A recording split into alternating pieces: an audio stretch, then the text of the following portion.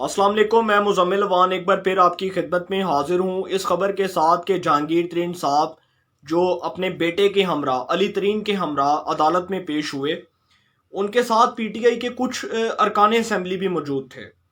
और वो जो अरकान असम्बली थे ना, जो जहांगीर तरीन साहब के साथ मौजूद थे, उसके बाद ये इस खबर के ऊपर जो है ना सहाफ़ी हज़रात को बड़ी तशवीश हुई कि जहांगीर तरीन जड़ा है ना कोई गेम तो नहीं खेडन लगा, कोई जहांगीर तरीन जड़ा कोई खड़ाक तो नहीं करन लगा। उस वक्त ये मालूम हुआ कि जो शैला रजा साहिबा ने जो खबर दी थी ना जहांगीर तरीन साहब के बारे में, कि जहांगीर तरीन साहब जो है वो आसिफ अली जरदारी से मुलाकात करेंगे, मखदूम अहमद महमूद साहब से जो उनकी मुलाकात हुई उसमें ये फैसला हो चुका था कि आसिफ अली जरदारी साहब के साथ जो है जहांगीर तरीन साहब की जो मुलाकात है वो शेड्यूल है। इसका मतलब कि दाल में कुछ काला नहीं बल्कि पूरी की पूरी दाल ही काली है। जहांगीर तरीन साहब जो अदालत में पेश हुए, जिनके खिलाफ इस वक्त एफआईए के अंदर इंक्वायरी भी चल रही है, 3 अरब रुपए की जो मनी लॉन्ड्रिंग का इल्ज़ाम है उसके खिलाफ एक इन्वेस्टिगेशन भी हो रही है। और जो हुकूमत ने वो जो लंडे के तर्जुमान रखे हुए हैं ना, वो शहजाद अकबर जैसे, वो शबाज गिल जैसे, वो जो तर्जुमान थे ना, उन तर्जुमानों ने जी जहांगीर तरीन साहब के बारे में एक दिन जो है वो कुछ हमारे एक सहाफ़ी दोस्त हैं, उन्होंने जब सवाल किया ना तो उन्होंने कहा कि जी आप जहांगीर तरीन के ऊपर तनकीद करते हैं, आप तो कभी ज़िंदगी में काउंसलर भी नहीं बने।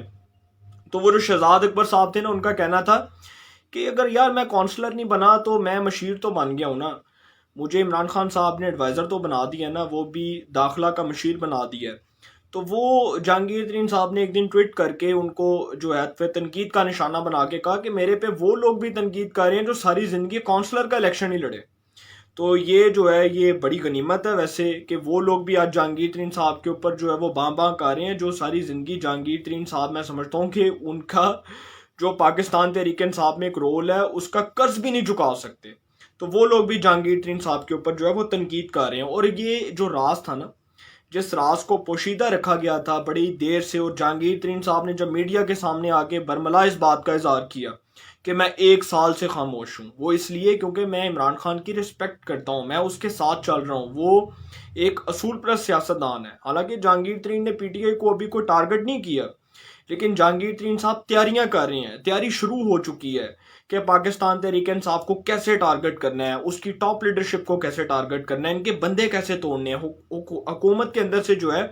वो अरकान कैसे निकालने हैं, जो अरकान मैंने आज़ाद उम्मीदवार के तौर पर पाकिस्तान तहरीक इंसाफ में 2018 के इलेक्शंस में कामयाबी के बाद शामिल करवाए। और वो जो अरकान है वो जहांगीर तरीन साहब की आवाज़ के ऊपर लब्बैक कह के वो जो है हुकूमत से अलहदगी का ऐलान कर सकते हैं, इसमें कोई शक नहीं है। और एक बड़ी इंटरेस्टिंग बात है वो ये है कि जिस दिन जहांगीर तरीन साहब जो हैं वो कोर्ट में पेश होते हैं, जब वो अदालतों में जाते हैं तो वो अदालतों में जाके भी यही कहेंगे कि जी मेरे खिलाफ तो कुछ साबित नहीं हुआ। वो जब अब ये जो उन्होंने बात की है जहांगीर तरीन साहब ने, वो कहते हैं कि जी मुझे तो टारगेट किया जा रहा है, जो शुगर इंक्वायरी कमीशन की जो रिपोर्ट आई उसमें मुझे टारगेट किया गया, मेरे खिलाफ इल्ज़ामात लगाए गए, मेरी शुगर मिल्स को टारगेट किया गया। जहांगीर तरीन साहब के साथ जो है वो मुत्तहिद अरकान असम्बली भी मौजूद थे पाकिस्तान तहरीक इंसाफ के, और हमारे बड़े काबिल एहतराम, हमारे बड़े जो है वो रिस्पेक्टेबल राजा रियाज अहमद साहब, उसके बाद खुरम लगारी साहब। खुरम लगारी साहब वही वो जो अभी कुछ महीने पहले पाकिस्तान तहरीक इंसाफ की पॉलिसीज़ के ऊपर जो है खुलम खुला तनकीद कर रहे थे। उसके बाद वो जो रियाज फतेहाना साहब हैं, वो वैसे गए तो नहीं लेकिन उनका राब्ता बहुत अच्छा है, क्योंकि रियाज फतेहाना साहब के घर में बैठ के जो है वो बड़ी मीटिंग्स भी होती हैं। और रियाज फतेहाना साहब की जो साहिबजादी हैं उनकी शादी के ऊपर जो है गिलानी साहब और जो तरीन साहब हैं वो गले मिल रहे होते हैं, और उसके बाद गिलानी साहब जो है वो मोज़ाती तौर पर जो है वो सैनेट के रुकन मुंतखब हो जाते हैं। ये जितने भी अरकान हैं, साहिबजादा महबूब सुल्तान, गुलाम बीबी परवाना, ये जितने भी अरकान हैं ना, ये जहांगीर तरीन साहब की मुट्ठी में है। और जहांगीर तरीन साहब जिस दिन चाहेंगे ना, इन अरकान को अपनी तरफ खींच के हुकूमत के पलड़े से निकाल के हुकूमत साजी जो है उसके लिए एक मुश्किलात खड़ी कर सकते हैं, हुकूमत के लिए एक बहुत बड़ी प्रॉब्लम क्रिएट कर सकते हैं। जहांगीर तरीन साहब जो हैं जब वो पेश होते हैं जी अदालत के अंदर, तो जी 3 MNA और 12 MPs जो हैं उनके साथ मौजूद होते हैं। अब वो जो लोग हैं इनके बारे में सहाफ़ी हज़रात कहते हैं कि ये जो अभी तादाद बताई जा रही है ना, ये बड़ी कम है। अगर आप इंटरेस्टिंग फिगर्स को सामने लाए ना तो ये तादाद बहुत ज़्यादा है। और ये तादाद कोई 12 लोगों की, 3 लोगों की नहीं है। जो आईबी की रिपोर्ट होती है ना, हर हुकूमत में आईबी की रिपोर्ट होती है कि यार यार लोटे ने जिन्होंने पार्टी छड्डनी है, लोटे ने जिन्होंने अज जड़ा ना अज ए जमात छड़ के अगली जमात च जाना है, उन लोटों की जो फहरिस्त है ना वो आईबी के पास होती है, और हर टाइम आईबी जो है उनकी मॉनिटरिंग कर रही होती है कि ये लोग जो है इनकी क्या एक्टिविटीज़ हैं, ये लोग क्या करते हैं, सारा दिन इनका क्या शेड्यूल होता है। तो इसलिए ये जितने भी अरकान जहांगीर तरीन साहब के साथ जो है वो उनके काफिले के साथ शामिल हुए हैं, ये समझ लें कि जहांगीर तरीन साहब एक ऐसा सियासी इत्तेहाद बनाने जा रहे हैं जो तहरीक इंसाफ के अंदर से जो लोग हैं उनको तोड़ के एक ऐसा सियासी इत्तेहाद बनाएंगे जो तहरीक इंसाफ का शराजा बिखर देगा।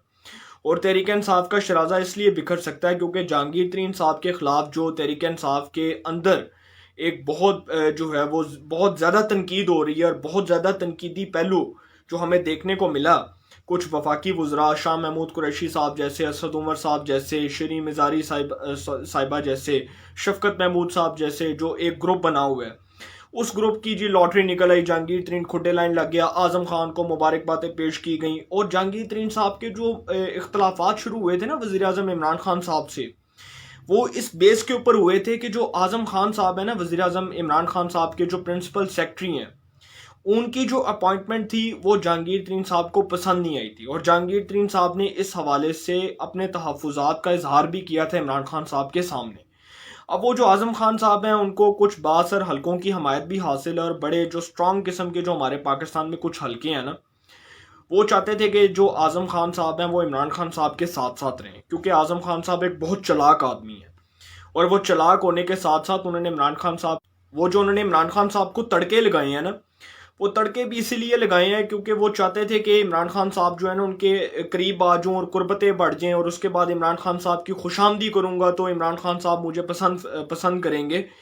वो जहांगीर तरीन साहब की छुट्टी करवाने में उनका एक बड़ा अहम रोल है, लेकिन वो उनकी बदकिस्मती के जहांगीर तरीन साहब को वो जो गिराना चाह रहे थे वो जहांगीर तरीन साहब को नहीं गिरा सकते, क्योंकि जहांगीर तरीन साहब जो हैं वो बड़े चालाक आदमी हैं, वो उनसे ज़्यादा चालाक हैं। और जहांगीर तरीन साहब की चालाकी यहाँ से साबित होती है कि जहांगीर तरीन साहब जब कोर्ट में पेश होते हैं, अदालत में पेश होते हैं, तो तहरीक इंसाफ के अरकान को अपने साथ लेके जाते हैं और हुकूमत को ब्लैकमेल करते हैं, हुकूमत को वार्न करते हैं कि अगर मेरे खिलाफ कोई केस का फैसला सुनाया गया, अगर मेरे खिलाफ कोई थोड़ी सी भी जो गड़बड़ करने की कोशिश की गई, तो मैं इस हुकूमत को नहीं चलने दूंगा। ये जहांगीर तरीन साहब ने अभी इशारतन ये सब जो है वो हुकूमत के सामने रखा है, और इशारतन जो है वो ये सब कुछ दिखा रहे हैं जहांगीर तरीन साहब के, जी देखो मैं सब कुछ कर सकता हूँ, मेरे पास अथॉरिटी है, मैं हुकूमत के बंदे तोड़ सकता हूँ। तो ये जो सारा अमल है ना, जहांगीर तरीन साहब के साथ जो अरकान है तहरीक इंसाफ के, वो सिर्फ जनूबी पंजाब के अरकान नहीं है, वो सेंट्रल पंजाब के अरकान भी हैं। और वो जो सेंट्रल पंजाब के अरकान हैं उनकी तादाद भी बहुत है। अभी जो मैंने बात की कि कुछ हमारे जो सहाफ़ती हल्के हैं वो समझते हैं कि यार ये जो तादाद है ना ये कोई 20-25 के करीब है, ना जी ना, ये 20-25 के करीब तादाद नहीं है। ये तादाद जो है ये 80-85 अरकान के करीब है। तहरीक इंसाफ के अंदर जो टोटल 80-85 अरकान हैं जिनके नाम मेरे पास मौजूद हैं, जिनकी लिस्ट मेरे पास मौजूद है,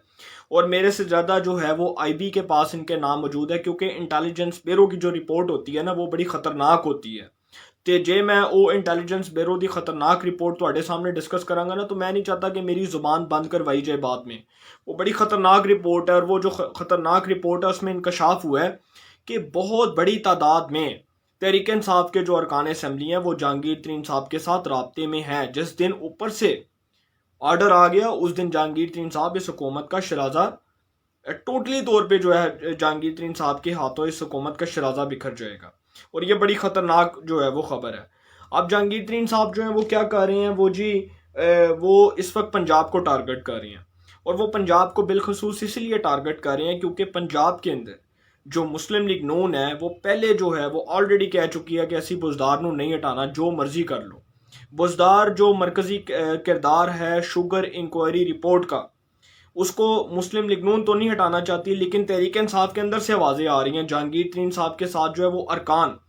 वो इस बात के ऊपर लब्बैक कह रहे हैं कि यार बुजदार को हटाना है, बुजदार को चेंज करना है। तो जो अगर बुजदार जाता है तो ज़ाहिर सी बात है अनफॉर्चुनेटली इमरान खान साहब भी फारग हो जाएंगे। अगर पंजाब भी इमरान खान साहब के हाथ से निकल जाता है तो फिर बुजदार साहब की और इमरान खान साहब की तो कोई हैसियत ही नहीं रह जाएगी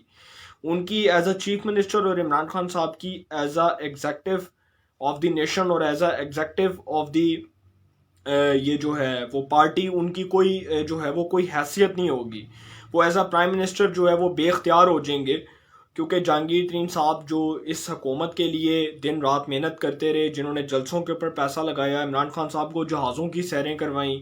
इमरान खान साहब की पार्टी के जितने भी जलसे हुए उनके ऊपर अरबों रुपया लगा के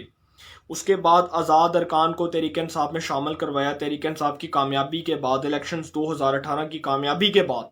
अगर अब भी जहांगीर तरीन साहब के खिलाफ कोई केस का फैसला आ जाता है तो वो जहांगीर तरीन साहब के लिए नहीं बल्कि तहरीक इंसाफ के लिए बहुत बड़ा खतरा होगा, उनके इक़्तिदार के लिए बहुत बड़ा खतरा होगा। अब जहांगीर तरीन साहब के खिलाफ जो शुगर इंक्वायरी रिपोर्ट है ना, वो कहते हैं कि जी मुझे शुगर इंक्वायरी रिपोर्ट के ऊपर जो है वो टारगेट किया जा रहा है, और सिर्फ इसलिए क्योंकि मैं तहरीक इंसाफ के साथ लॉयल हूँ, मैं वफादार हूँ। कुछ लोग नहीं चाहते कि मेरी वफादारी इनके साथ रहे। खैबर पख्तूनख्वा की असम्बली में शाहराम तुर्कई, लियाकत तरकई, उसके बाद आतिफ खान, ये जितने भी अरकान हैं ये जहांगीर तरीन साहब के साथ राब्ते में है। शाह फरमान साहब भी, जो इस वक्त गवर्नर है खैबर पख्तूनख्वा के, वो साबिक मेंबर रहे हैं सूबाई असम्बली खैबर पख्तूनख्वा के। उसके बाद ये जो कुछ वफाकी वज़रा हैं जिनकी जहांगीर तरीन साहब से बड़ी करीबी कुर्बतें हैं, मखदूम खुसरो बख्तियार साहब, साहिबजादा महबूब सुल्तान साहब, परवेज़ खटक साहब,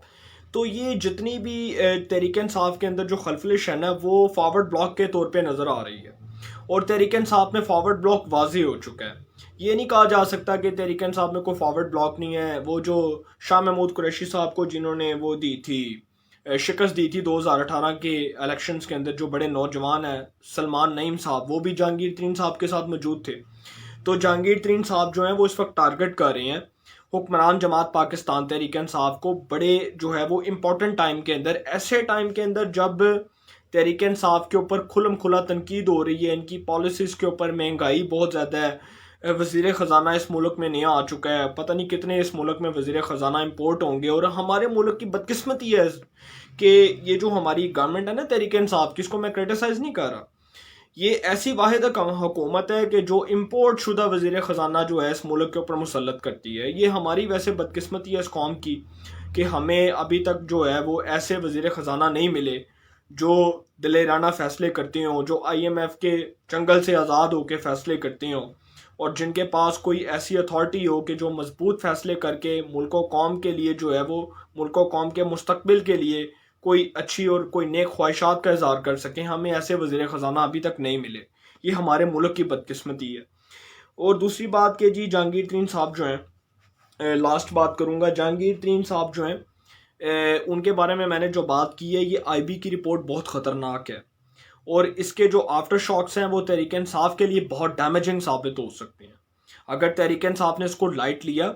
तो ये तहरीक इंसाफ के इक़्तिदार को डूबती कश्ती में सवार कर देंगे, और तहरीक इंसाफ के लिए बहुत बड़ी बड़ी जो है वो मुश्किलात खड़ी हो सकती हैं। तो ये जो जहांगीर तरीन साहब हैं ये कोई छोटा फैक्टर नहीं है। इसको इसलिए डिस्कस किया गया है क्योंकि ये जो शख्स है ये तहरीक इंसाफ के गोडों में भी बैठ सकता है, और ये तहरीक इंसाफ का जो इक़्तिदार है, जिसको कहा जा रहा है कि उसको कोई ख़तरा नहीं है, उसको ख़तरा बेसिकली ऑपोजिशन से नहीं, उसको ख़तरा जहांगीर तरीन से है, जहांगीर तरीन के इक़दामात से है। और जहांगीर तरीन जिस दिन फैसला कर लेगा कि तहरीक इंसाफ को नहीं चलने देना, उस दिन तहरीक इंसाफ जो है वो अनफॉर्चुनेटली उसकी हुकूमत का खात्मा हो जाएगा। तो इंशाल्लाह फिर मुलाकात होगी। अपना बहुत ख्याल रखिएगा। अल्लाह ताला सबको खुश रखे, मुल्क पाकिस्तान पे अपना खास करम फरमाए।